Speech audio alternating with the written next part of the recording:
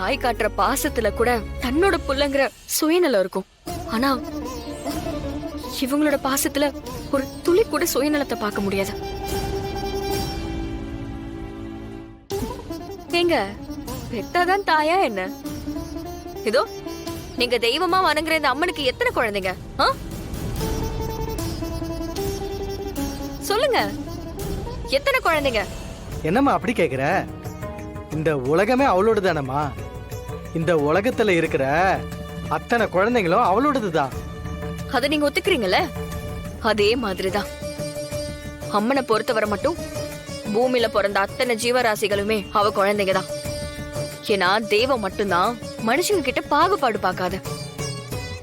அதே தெய்வ குணம் எங்க வள்ளி அம்மா கிட்டயும் இருக்கு. அவங்களே தப்பா பேசுறீங்க?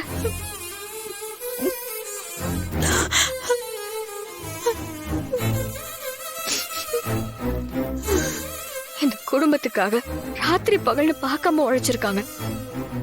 தாயில்லா புள்ளங்கிற குறை கொஞ்சம் கூட அவங்களுக்கு இல்லாம வளர்த்திருக்காங்க.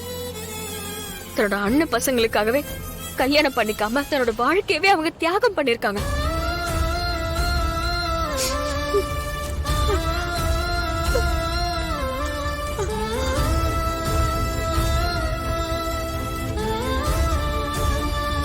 இந்த சடங்கு பண்றதுக்கு இவங்களை விட தகுதியான ஆளு வேற யாரு இருக்காங்கன்னு நினைக்கிறீங்க?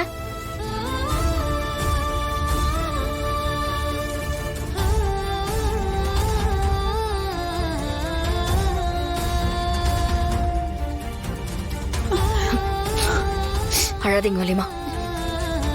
வலிமா, நீங்க இதுல உட்காருங்க. இது எனக்கு போதும் மீரா, எனக்கு இதே போதும். இல்ல வலிமா, ஒண்ணும் வேணாம். போய் உட்கார சொல்லிட்டே இருக்கோம். வாங்க வந்து உட்காருங்க. வாங்க உட்காருங்க. உட்காருமா. உட்காருங்க.